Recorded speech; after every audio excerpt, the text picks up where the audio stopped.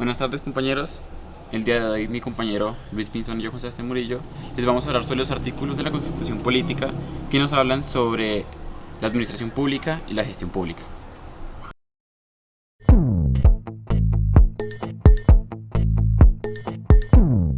¿Te has preguntado quiénes se encargan de gestionar los recursos económicos, físicos y humanos de las organizaciones públicas? Pues esos somos nosotros, los que estudiamos Administración y Gestión Pública. Nosotros procesamos documentos relacionados con la gestión pública, ayudamos al desarrollo económico, político y social del país y velamos por el desarrollo y la defensa del Estado. Muchos piensan que solo los políticos hacen que el país se ponga en marcha, pero nosotros también hacemos andar la maquinaria que mantiene activo el funcionamiento de las entidades públicas. Por eso, además de aprender sobre cómo funciona nuestro país, en nuestra carrera estudiamos contabilidad pública, principio de economía, formas organizativas del Estado a nivel territorial, sistemas políticos latinoamericanos, proyectos de desarrollo, sociedad y democracia, presupuesto público y mucho más. Tus herramientas para iniciar este camino son el interés por el desarrollo, el bienestar comunitario, la capacidad de trabajar bajo presión y la actitud de liderazgo.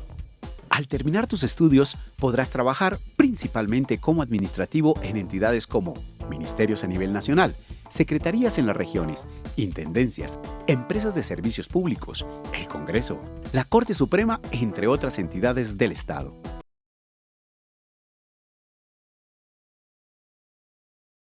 Como nos mencionaron ahorita nuestros compañeros Nicolás Ramírez y Tatiana Manrique de la Universidad del Rosario, la administración pública es mucho más de lo que vemos a simple vista.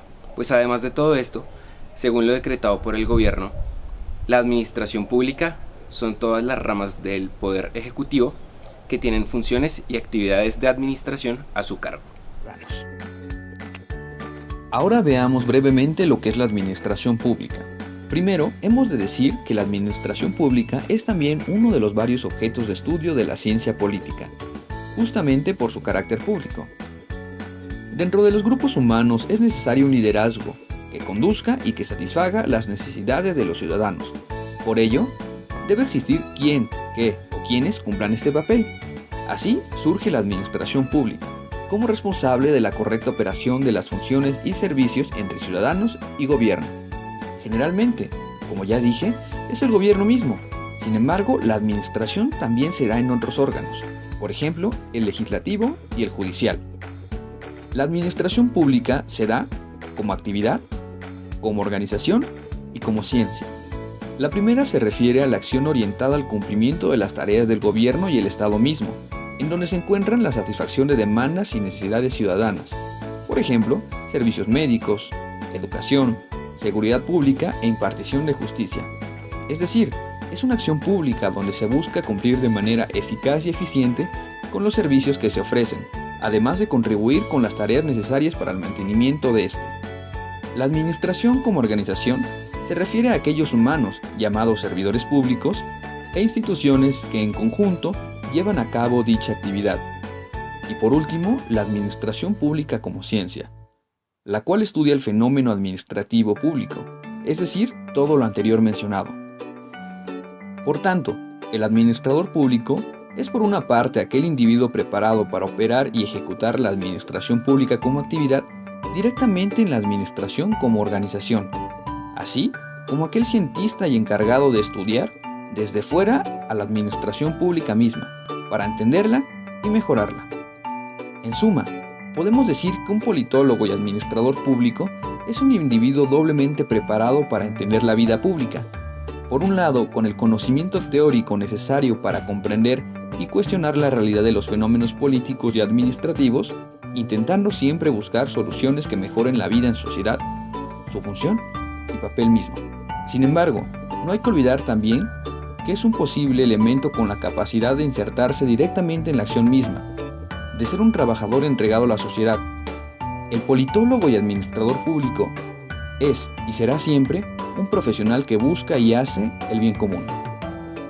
Ahora ya sabes quién es y qué hace un politólogo y administrador público. Gracias por ver mi video. Hasta luego.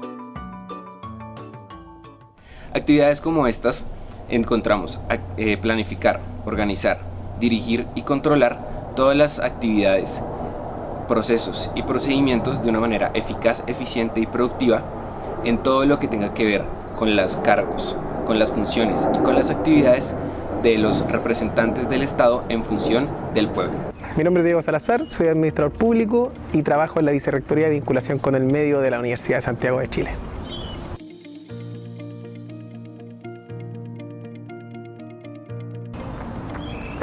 Un administrador público se desempeña principalmente en la área de gestión, planificación de las organizaciones del Estado. Sin embargo, igual pueden tener participación en organizaciones privadas. Se desarrollan principalmente en generación de políticas públicas, en la ejecución de estas políticas públicas y planes de desarrollo y la evaluación de los mismos.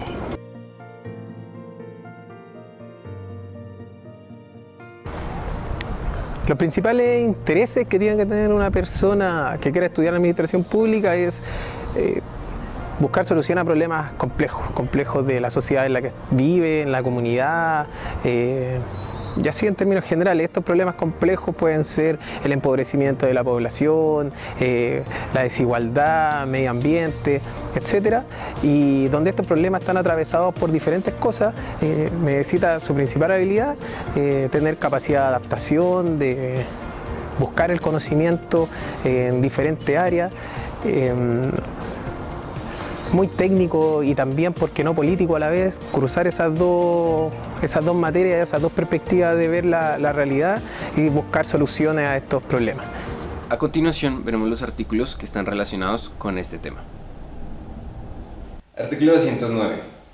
La función administrativa está al servicio de los intereses generales y se desarrolla con fundamento en los principios de igualdad, moralidad, economía, celeridad, imparcialidad y publicidad, mediante la descentralización, la delegación y la desconcentración de funciones. Las autoridades administrativas deben coordinar sus actuaciones para el adecuado cumplimiento de los fines del Estado.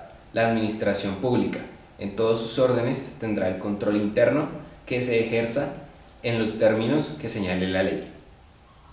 Luego tenemos el artículo número 210, en el cual nos establece que las entidades de orden nacional descentralizadas por servicios solo pueden ser creadas por ley o por autorización de ésta, con fundamento en los principios que orientan a la actividad administrativa. Los particulares pueden cumplir funciones administrativas en las condiciones que señale la ley. La ley establecerá el régimen jurídico de las entidades descentralizadas y la responsabilidad de sus presidentes, directivos y gerentes. Artículo 211. La ley señalará las funciones que el presidente de la República podrá delegar en los ministros, directores de departamentos administrativos, representantes legales de entidades descentralizadas, superintendentes, gobernadores, alcaldes y agencias del Estado que la misma ley determine. Igualmente, alcaldes y agencias de autoridades administrativas. La delegación exime de responsabilidad al delegante, la cual corresponde exclusivamente al delegatorio, cuyos actos o resoluciones podrá siempre reformar o revocar a alguien. Resumiendo la responsabilidad consiguiente, la ley establecerá los recursos que se pueden imponer contra los actos de los delegatarios.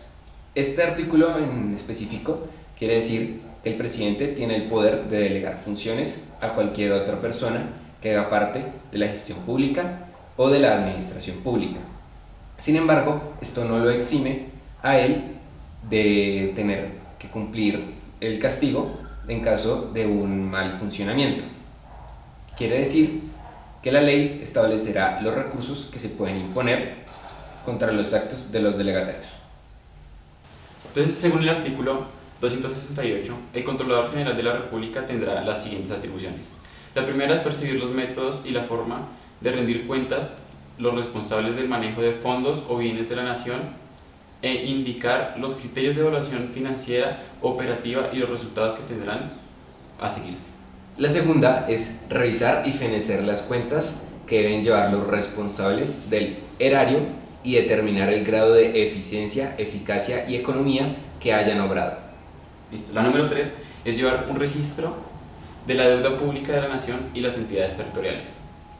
La cuarta exigir informes sobre su gestión fiscal a los empleados oficiales de cualquier orden y a toda persona o entidad pública o privada que administre fondos o bienes de la nación.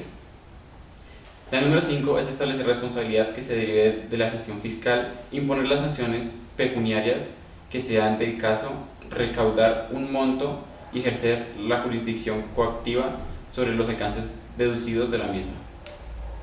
En la sexta encontramos conceptuar sobre la calidad y eficiencia del control fiscal interno de las entidades y organismos del Estado. La séptima es presentar al Congreso de la República un informe anual sobre el estado de los recursos naturales y del medio ambiente. Octavo, promover ante las autoridades competentes, aportando las pruebas respectivas e investigaciones penales o disciplinarias contra quienes hayan causado perjuicio a los intereses patrimoniales del Estado. La Contraloría, bajo su responsabilidad, podrá exigir la verdad sabida y de buena fe garantizada. La suspensión inmediata de funcionarios mientras culmina la investigación o los respectivos procesos penales o disciplinarios. La número 9 es presentar proyectos de ley relativos al régimen de control fiscal y a la organización y funcionamiento de la Contraloría General. La número 10 encontramos proveer mediante concurso público los empleos de su dependencia que haya creado la ley. Esta determinará un régimen especial de carrera administrativa para la selección, promoción y retiro de los funcionarios de la Contraloría. Se prohíbe a quienes formen parte de corporaciones que intervienen en la postulación y elección del Contralor. Dar recomendaciones personales políticas para los empleos de su despacho. Según la número 11, dice que debe presentar informes al Congreso y al Presidente de la República sobre el cumplimiento de sus funciones y certificación sobre la situación de las finanzas del Estado de acuerdo con lo que establece la ley. En la número 12 encontramos dictar normas generales para armonizar los sistemas de control fiscal de todas las entidades públicas del orden nacional y territorial. La número 13 dice que además que señale la ley, presentar a la Cámara de Representantes la cuenta general del presupuesto y el Tesoro y certificar el balance de la Hacienda presentando al Congreso por el Controlador General. Bueno, continuamos con los siguientes artículos. El artículo 269 dice que en las entidades públicas las autoridades correspondientes están obligadas a diseñar, aplicar, según la naturaleza de sus funciones, métodos y procedimientos de control interno, de conformidad con lo que disponga la ley, la cual podrá establecer excepciones y autorizar la contratación de dichos servicios con empresas privadas colombianas. El artículo número 343 establece que la entidad nacional de planeación que señale la ley tendrá a su cargo el diseño y la organización de los sistemas de evaluación de gestión y resultado de la administración pública, tanto lo relacionado con las políticas como con los proyectos de inversión en las condiciones que ella determine. Cuando uno empieza a estudiar la ciencia política, una de las grandes preguntas que se hace es ¿qué cosas son las políticas públicas? ¿Y cuál es su relación con la gestión pública? Justamente eso es de lo que vamos a tratar hoy día. Yo uso una metáfora en realidad para explicar esta relación. Trato de explicar que fundamentalmente las políticas y la gestión son dos caras de la misma moneda. Uno podría decir muy claramente que la moneda es fundamentalmente la decisión pública. ¿Qué cosa es la decisión pública? Es básicamente la intervención del Estado con una serie de decisiones, una serie de la adopción de un proceso de decisiones que nos va a permitir en algún momento resolver problemas públicos o crear condiciones para que esos problemas públicos puedan ser resueltos. ¿Qué cosa es un problema público? Básicamente son los problemas que sufren los ciudadanos, sea de manera individual o de manera colectiva, los problemas de desnutrición infantil, los problemas de salud, de educación, de inseguridad ciudadana, o también ocurre que los problemas públicos pueden ser problemas de organización del Estado, problemas de ineficiencia, problemas de burocratismo, simplificación administrativa que es necesaria para que los ciudadanos puedan acceder, por ejemplo, a lograr sus licencias de funcionamiento para iniciar sus negocios. El Estado tiene que actuar en todos estos casos a través de decisiones cuya fuerza estatal, cuya autoridad le permite exigir que estas decisiones efectivamente se cumplan en la realidad y puedan ser de algún modo una garantía para que los ciudadanos ejerzan de manera plena sus derechos. Por supuesto, si nosotros vemos desde un punto de vista la moneda, desde un lado, seguramente veremos las políticas públicas. Y si vemos el otro lado, veremos la gestión pública. En un caso, cuando hablamos de políticas públicas, estamos hablando también de esos procesos decisionales, porque la moneda es la misma, la decisión pública. Si hablamos de procesos decisionales, estamos hablando de procesos complejos, procesos que en realidad involucran múltiples actores altamente políticos, conflictivos, contenciosos, que requieren una serie de arreglos institucionales, de acuerdos entre los ciudadanos para poder llegar a decisiones sobre los fines, las metas, los objetivos que queremos lograr para resolver estos problemas públicos y, por supuesto, la estrategia de intervención estatal, es decir, cómo queremos que nuestro Estado resuelva los problemas junto con la sociedad. Si nosotros vemos la gestión pública, estamos hablando también de procesos decisionales. Son procesos en los que el Estado se involucra en contextos también complejos, también competitivos, contenciosos, conflictivos, altamente políticos, pero en los que el centro ya no está en la definición de los fines o en la definición de las estrategias, no solamente por lo menos, sino principalmente en la operación de la maquinaria estatal. Es decir, cómo logramos que estos fines y estas estrategias de intervención estatal para resolver estos problemas puedan realmente cumplirse de manera eficiente y con eficacia. Es decir, cómo logramos que el gran aparato de la burocracia estatal pueda funcionar bien, correctamente y poder lograr las metas y los objetivos que nos hemos planteado. Si nosotros quisiéramos poner un ejemplo para este caso, diríamos lo siguiente. Un problema público puede ser, por ejemplo, que en Lima 180 de cada 100.000 personas tienen hoy día tuberculosis, Lima metropolitana. Eso exige en realidad plantearse que ese problema debe ser asumido por el Estado, porque debe garantizarse el derecho a la salud de la población. Hay una serie de instrumentos que permiten establecer la responsabilidad del Estado para poder intervenir, sea prestando servicios directamente de salud o sea creando condiciones para que los privados puedan prestar servicios de salud a los que los ciudadanos puedan acceder. Si nosotros encontramos que el fin y la estrategia de la intervención estatal está, por ejemplo, en establecer un sistema de vacunación preventiva o otorgamiento de tratamiento preventivo para poder evitar que más personas puedan tener tuberculosis, entonces en ese espacio estamos en la cara de la política pública. Si nosotros obviamente tenemos que hacer funcionar la maquinaria estatal para que ese proceso de vacunación se lleve a cabo, entonces nos ubicamos seguramente en la gestión pública. Vale decir, alguien tiene que comprar las vacunas, alguien tiene que trasladar las vacunas hasta el lugar en donde se van a aplicar a los ciudadanos. Alguien tiene que decidir exactamente o focalizar quiénes son los que van a recibir la vacuna. Alguien tiene luego que evaluar qué vacunas y cómo estamos aplicando las vacunas y si esas vacunas han sido o han logrado realmente algún nivel de eficacia en la solución de un problema como la tuberculosis. De esto se trata la relación entre políticas públicas y gestión. En realidad son dos procesos inherentemente políticos, técnicamente valiosos e importantes y hay que usar la técnica para poder tomar las decisiones, pero por supuesto ninguno de los dos puede ir separado. Cuando uno tiene que elaborar la política pública o la gestión pública para poder resolver estos problemas de tuberculosis, entonces tendremos en algún momento que establecer que ese problema es importante y por lo tanto que el Estado debe incorporarse y debe asumir la responsabilidad de su tratamiento. En ese caso estamos en un proceso de agenda. En el segundo estamos en el diseño, es decir, vamos a establecer algo así como el plano que nos va a permitir decidir cómo vamos a organizar este sistema de vacunación y de prevención para las personas que tienen tuberculosis.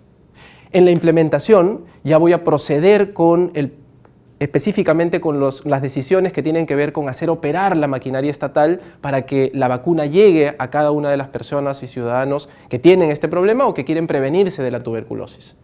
Y por supuesto en algún momento tendremos que evaluar la estrategia, es decir, saber si es que esto realmente ha tenido los resultados esperados, si hemos cumplido las metas, si todas las personas han logrado el resultado de tener una mejor salud y por supuesto en algún momento también tendremos que saber si hemos usado eficientemente los recursos.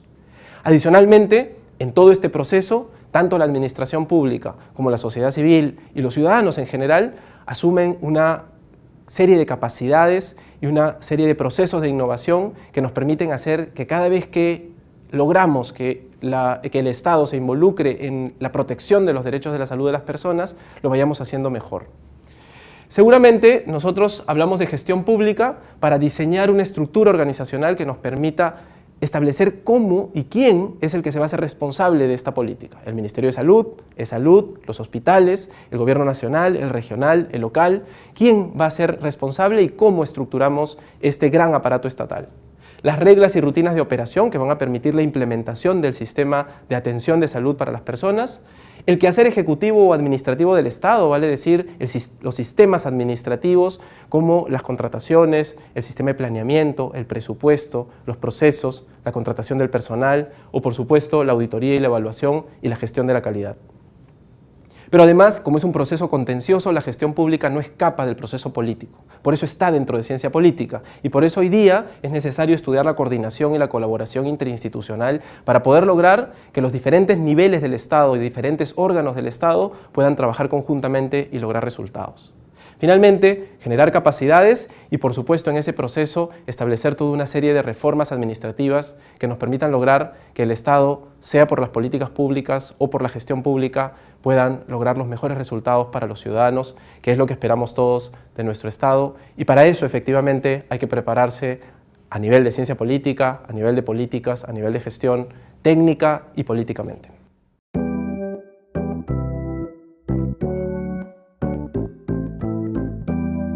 El gestor normativo es una herramienta de consulta jurídica especializada sobre normas, doctrina, jurisprudencia y documentos relacionados con temas de función pública. Esto permite que los gerentes públicos o los tomadores de decisiones, los servidores públicos y aquellos ciudadanos que estén interesados en temas de la administración puedan conocer en detalle y tomar decisiones a partir de la información que nosotros les estamos otorgando a través de esta herramienta. El gestor normativo es gratuito y de fácil acceso para la consulta especializada de temas de la administración pública, actualizado gracias a un equipo de 13 personas y liderado por la Dirección Jurídica del Departamento Administrativo de la Función Pública. El gestor normativo facilita la actuación y gestión de los ciudadanos y servidores públicos de todos los niveles del orden nacional y territorial. Para nosotros, en el área o en la división de recursos humanos, ha sido un elemento que nos ha ayudado a solucionar diferentes dudas que hemos tenido frente a situaciones administrativas jurídicas. El servicio que se ofrece a los servidores públicos y ciudadanos es gratuito y no requiere de ningún tipo de suscripción para encontrar conceptos, sentencias, códigos, leyes, decretos, entre otros. El gestor normativo registró un aumento de visitas diarias con respecto del 2019. Pasando de 10.757 visitas en junio de 2019 a 18.007 visitas diarias en el mismo mes de 2020, para un total de 540.238 visitas reportadas. El tráfico de consultas ha permitido a los diferentes actores beneficiarios, entre servidores públicos y ciudadanos, acceder a una información oportuna y actualizada para la atención de los diferentes asuntos de su competencia.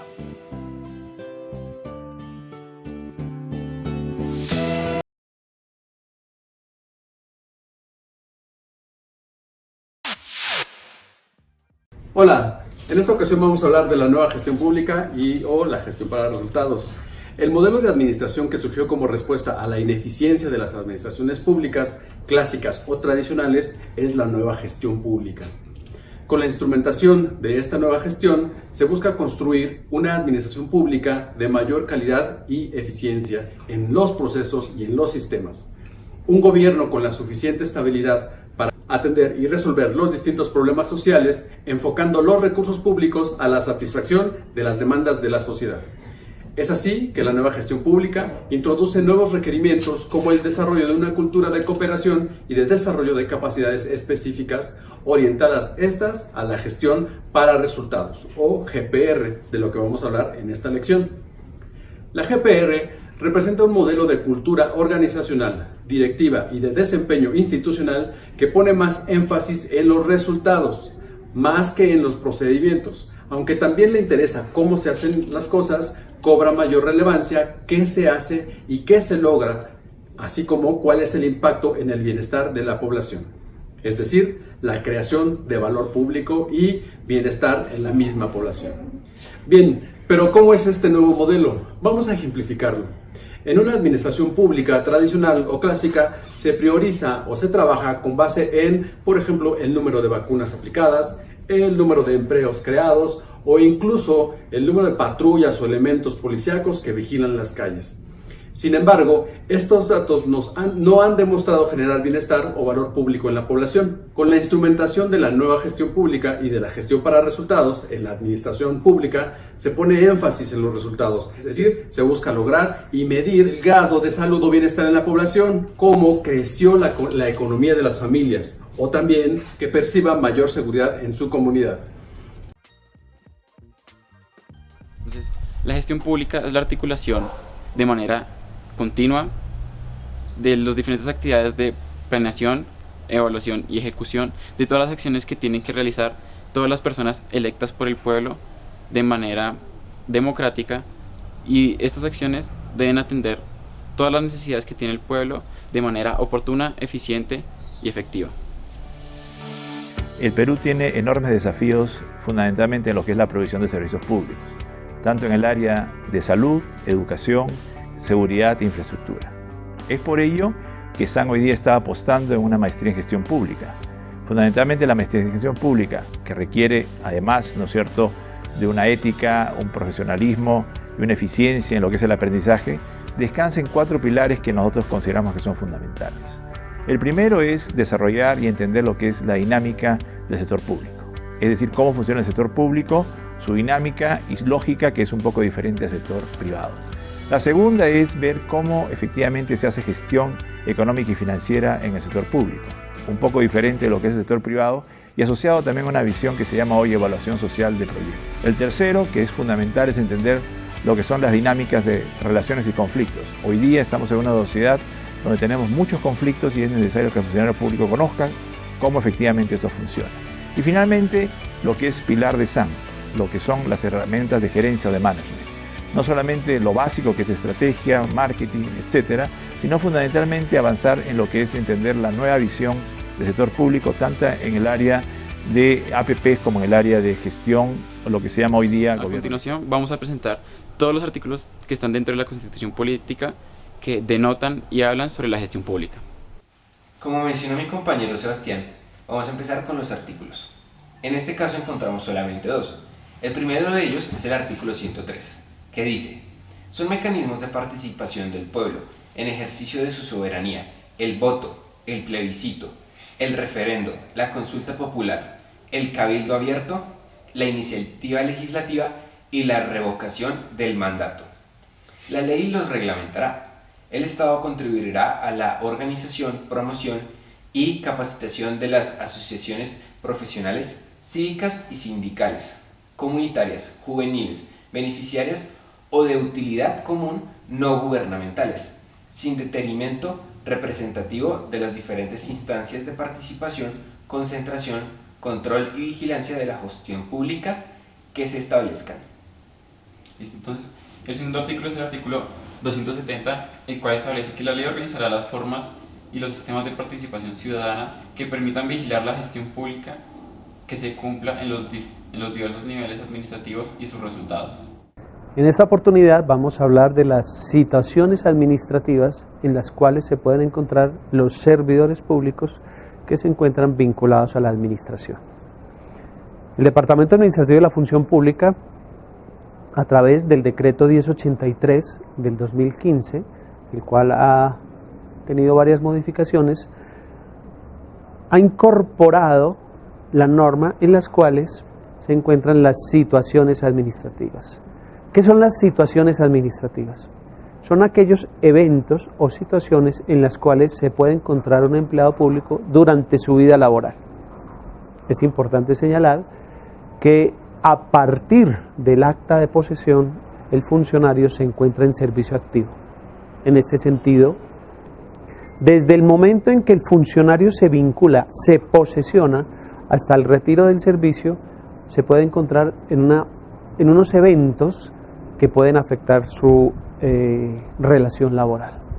Dentro de estas situaciones administrativas encontramos las licencias, las comisiones, vacaciones, encargos, la suspensión en el ejercicio del cargo.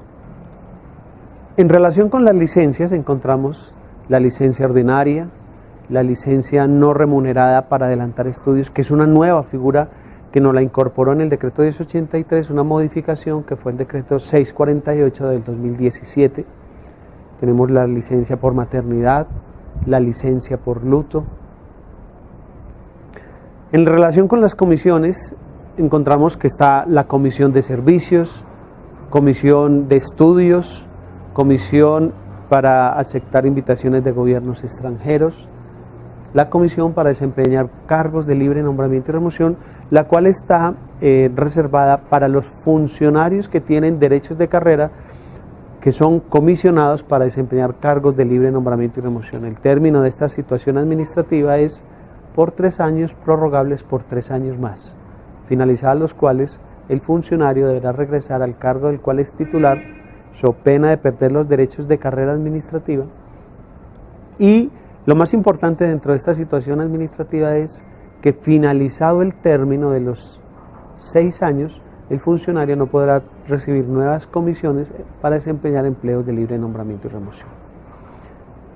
También encontramos el tema del permiso remunerado, y este tema del permiso es un tema que no lo consultan de manera reiterada sobre el número de permisos que se le pueden conceder a un empleado público. La norma habla de que siempre que exista justa causa, el nominador o su delegado podrá conceder permisos remunerados hasta de 3 días, prorrogables por, hasta de 3 días, siempre que exista justa causa.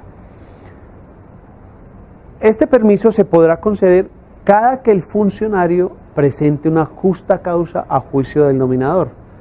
Encontramos que la figura del permiso, en cierta medida podríamos decir, se ha abusado de ella, y cuando realmente necesitamos un permiso, puede ser que la administración nos lo niegue.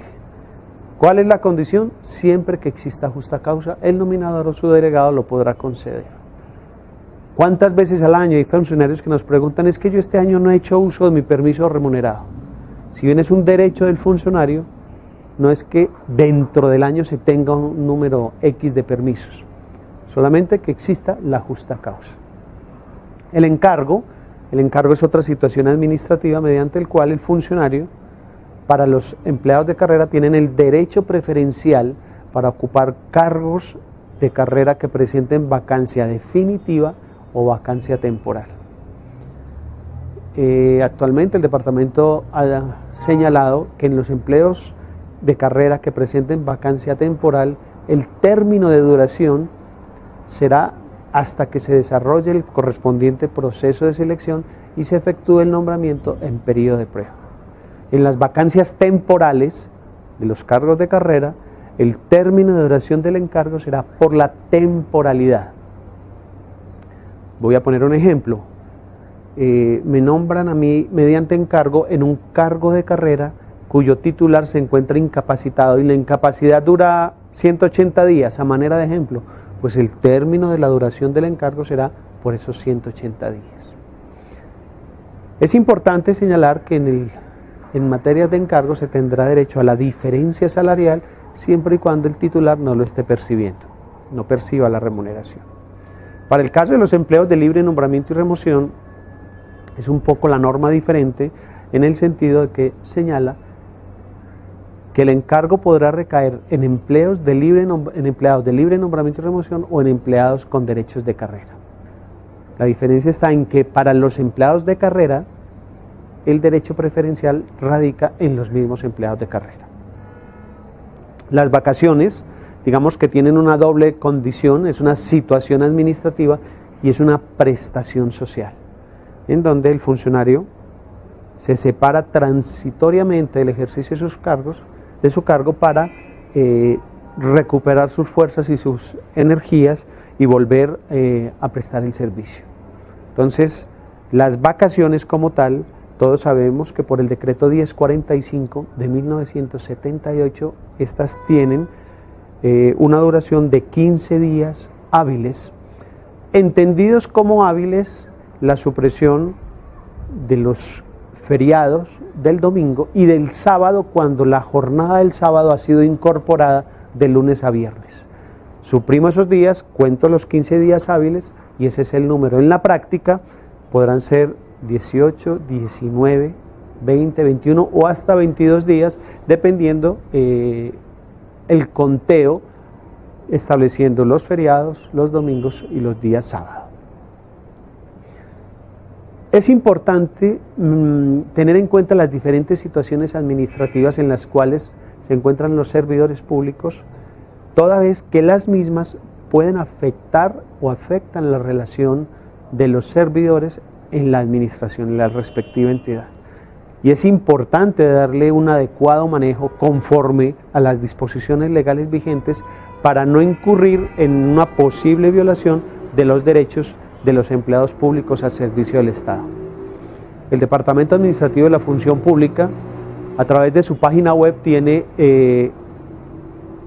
a través del link de EVA, su servidora pública por excelencia, encontramos el gestor normativo, y dentro del gestor normativo podemos encontrar los diferentes conceptos que la Dirección Jurídica ha emitido en materia de situaciones administrativas, los cuales pueden ser consultados tanto por los diferentes servidores públicos como por las entidades y la ciudadanía en general, en donde se podrá consultar el criterio y la interpretación de la entidad en materia de situaciones administrativas.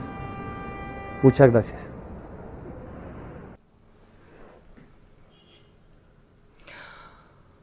Hola amigos, muy buen día, espero que se encuentren muy bien. Vamos a arrancar con una temática bastante interesante y más que todo porque la vivimos el día a día, que se relaciona en el ámbito del derecho como los delitos contra la eficiencia de la administración pública, es decir, delitos que no le permiten al Estado funcionar de manera adecuada. Para esto, esta primera sesión se va a centrar en lo que llamamos como tratamiento jurídico de la corrupción. ¿Y esto por qué? Tiene una razón de ser. Porque si no logramos comprender cuándo estamos ante una conducta corrupta, poco podremos realmente concluir o justificar por qué a esas personas se les tendría que poner una pena. Bien, vamos a arrancar. La corrupción, para ser contextualizada de manera bastante general, tiene dos elementos. El primer elemento es la existencia de un sistema normativo, es decir, debe estar vigente un conjunto de reglas o normas de conducta.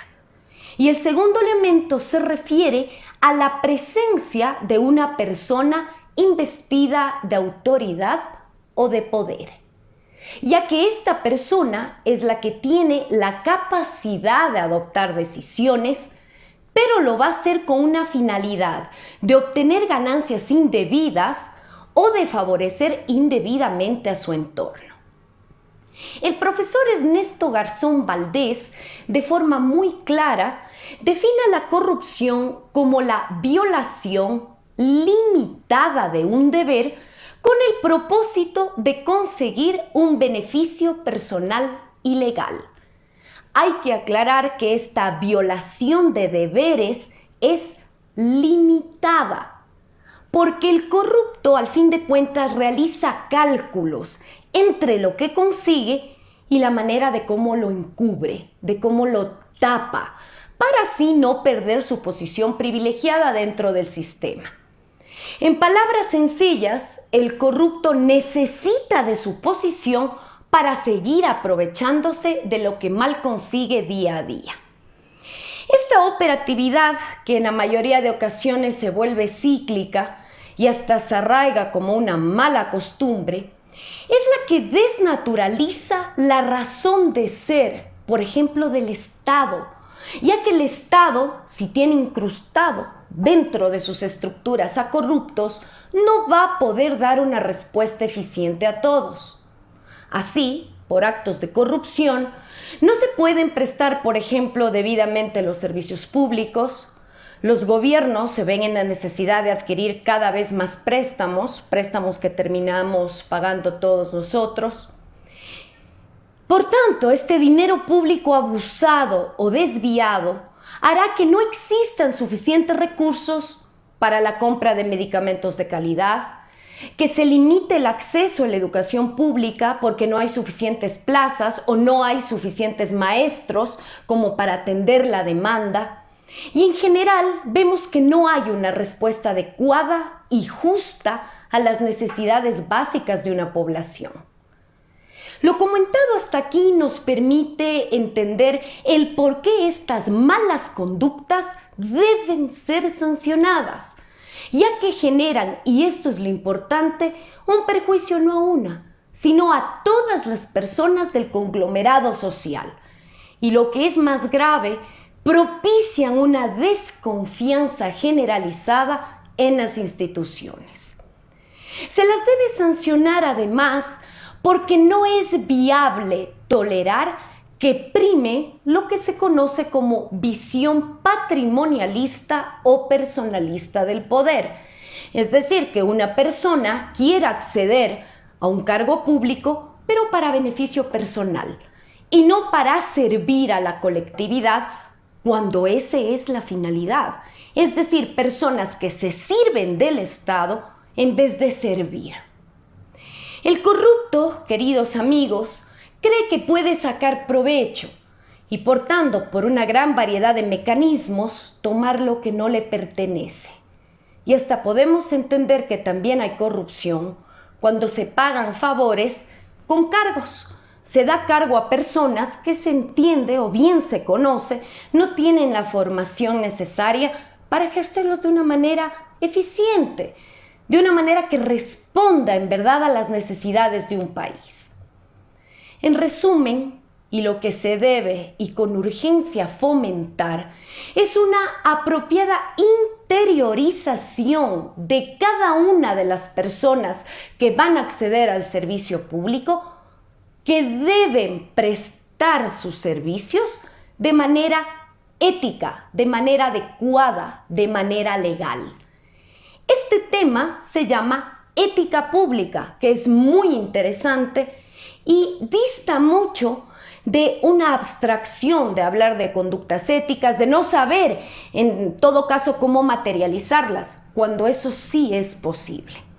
A continuación vamos a ver una entrevista que le realizamos a una jueza del Estado. Buenas tardes. En el día de hoy me han pedido el favor de que me refiera frente a la responsabilidad de los servidores públicos. Pues bien, inicialmente haré alusión a la definición de la palabra responsabilidad, que proviene del latín respondere, que se refiere a la capacidad de una persona para responder de los hechos propios. Ahora, conforme a la doctrina, el término de responsabilidad significa la sujeción de una persona que vulnera el deber de conducta impuesto en interés de otro sujeto a la obligación de reparar el daño producido. La responsabilidad, además de ser un elemento de concepto de Estado de Derecho, también es un principio que surge de nuestra Constitución política. Así lo podemos evidenciar en el artículo 6 de nuestra Carta Magna, cuando se nos indica que los particulares solo responden ante las autoridades por infringir la Constitución y la ley. Los servidores públicos no solo por esa misma causa, sino también por la omisión o extralimitación del ejercicio de sus funciones. Asimismo, en el artículo 122 de esta misma codificación se nos enseña que no habrá empleo público que no tenga funciones detalladas en la ley o el reglamento, y para proveer los de carácter remunerado se requiere que estén contemplados en la respectiva planta y previstos sus emolumentos en el presupuesto correspondiente. Ningún servidor público entrará a ejercer su cargo sin prestar juramento de cumplir y defender la Constitución y desempeñar los deberes que le incumben. Antes de tomar posesión del cargo, al retirarse del mismo o cuando autoridad competente se lo solicite, deberá declarar bajo juramento el monto de sus bienes y rentas.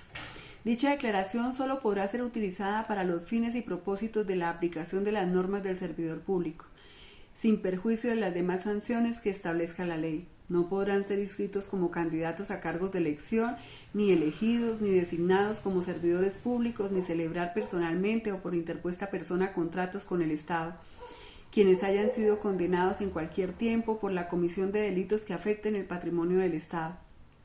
Tampoco quien haya dado lugar como servidor público con su conducta dolosa o gravemente culposa, así calificada por sentencia judicial ejecutoriada, a que el Estado sea condenado a una reparación patrimonial, salvo que asuma con su cargo a su patrimonio el valor del daño.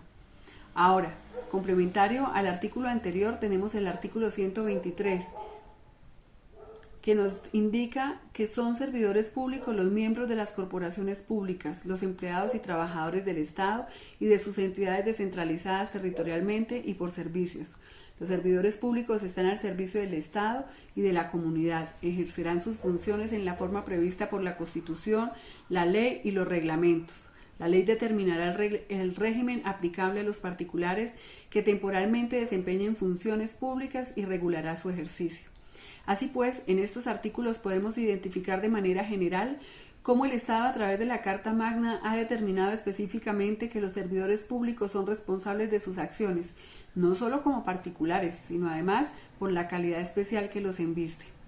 Más adelante en esta Carta Magna podemos observar de manera específica la manera en que gobierna la responsabilidad de los servidores públicos. Esto es, por ejemplo, en el artículo 209, que nos señala que la función administrativa está al servicio de los intereses generales y se desarrolla con fundamento en los principios de igualdad, moralidad, eficacia, economía, celeridad, imparcialidad y publicidad, mediante la descentralización, la delegación y la desconcentración de funciones.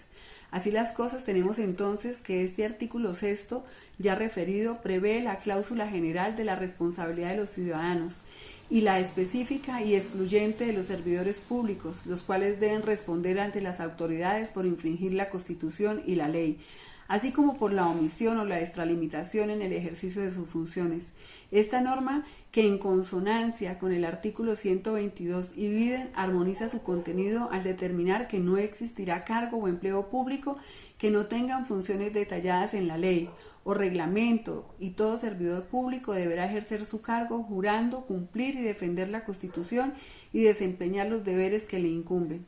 Es por ello que para determinar la responsabilidad de cualquier servidor público es indispensable precisar el ámbito de sus deberes funcionales, de tal suerte que se pueda establecer cuándo se está ante una omisión o una extralimitación.